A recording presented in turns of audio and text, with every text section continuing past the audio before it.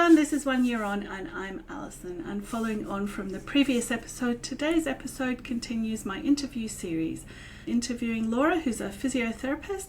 First, I need to read this disclaimer. This interview is general information, it's not medical advice and doesn't replace assessment or care from your own clinical team. If you have concerns about your health or recovery, please seek advice from a qualified health professional.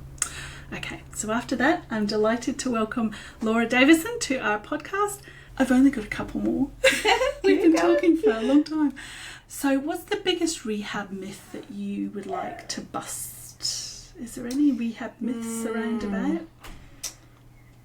So, I think, and this probably relates more to your background, but the idea that my stroke didn't leave me with physical issues, so I don't need rehab. But I think that's a bit of a myth because your body never works in isolation. Oh, of course. Just like we just talked about with the mentality, the physicality, even if you didn't have strength or coordination deficits after the stroke, rehab could still help you to improve your balance, your fatigue levels, your concentration, even that brain fog. And again, you may not get it in hospital because you are safe for home. It would be great if you can follow that up in the community with your physio, with your OT, with your exercise physiologist, anybody that is relevant to your issues, because yes, both that physical and mental capacity so heavily intertwined, and I can guarantee at some point has diminished.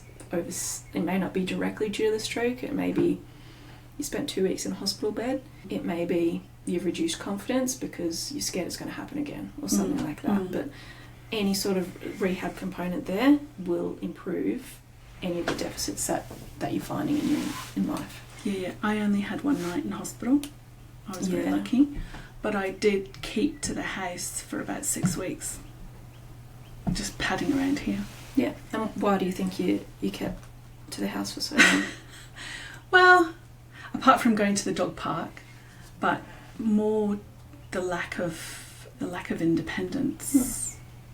So being able to go, and then once I got into the going out for a walk and going up Red Hill, say, took myself out and I thought, yeah, I can do this. Yeah. And it was that thinking inside here, I can do this, rather than just sitting stunned like a stunned mullet on the couch. Yeah.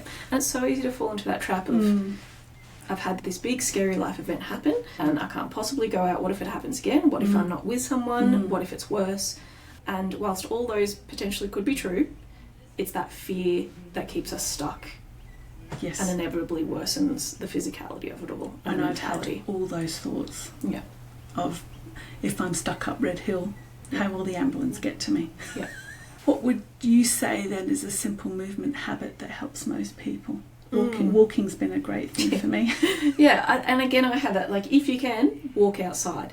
And it not only helps the physical components that I'm usually involved with, but it helps your mood, it helps your mental state, the cardiovascular fitness, the regulation, helps your bone health, it helps digestion, it helps muscular activity. So walking is that big bang for your buck movement that everybody should be doing. And helps everyone. Yeah, and not just I'll do it once a day and that's it. It's I go for a big one, but I'm active throughout the house. Even if you can't go for a big walk, you'd go to the mailbox and back several times a day. So it's that, again, it's the consistency in addition to those other benefits. Yeah.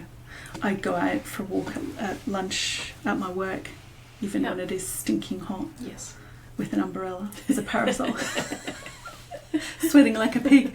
But it can be hard for people who work in an office. Absolutely. To do that. And that's why I've made that an arrangement with my work, that I have to get out every day.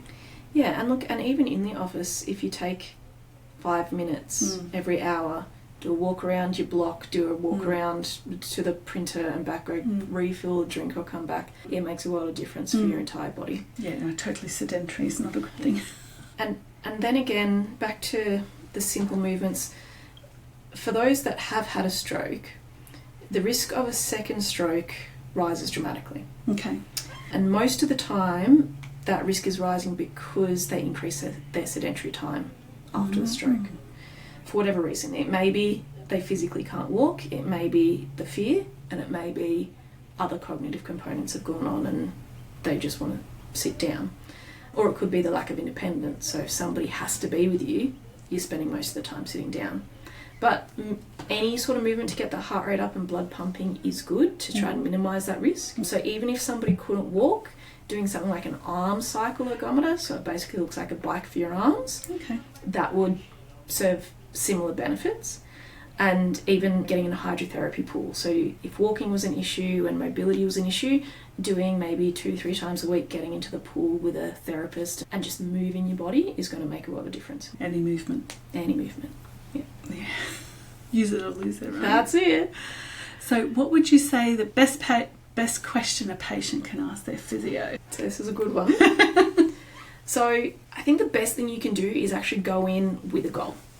So it needs to be realistic, in all fairness. So say if you've been in a wheelchair for 3 years and you want to go in and walk again, it's probably not as realistic. But if you go in and say, right, this is my goal, how can I reach it? You can have a really honest conversation with that therapist and build a plan around where you want to go and how to get there. So that's going to be that's the best thing a physio can give you, is a plan of where you want to go. So running a marathon is not achievable today, but let's walk Absolutely. down to the end of the street. Then let's jog to the end of the street. And you can come with a big goal like that. That's not a problem, as long as you can understand that, yes, it isn't going to happen tomorrow, but let's add these little goals along the way to get you towards that path. Yeah, and chunk it up. Yeah. It just shows you that it's back to here, back to the mind, and then achievable goals. Yeah. And it might be something... And you just got to stick with it. 10,000 times. Yeah. Thank you so much, Laura. I think this has just been a fantastic conversation that we've had, and I think everybody who listens to this podcast will appreciate the time that you've spent with me here to go through all these different questions, and a lot of practical stuff too, which is really useful for people, even just in a general sense. Yeah. It's really, really helpful that progress is something that everyone can make. So that's fantastic. Thank you so much. Oh, not a problem. It's my pleasure.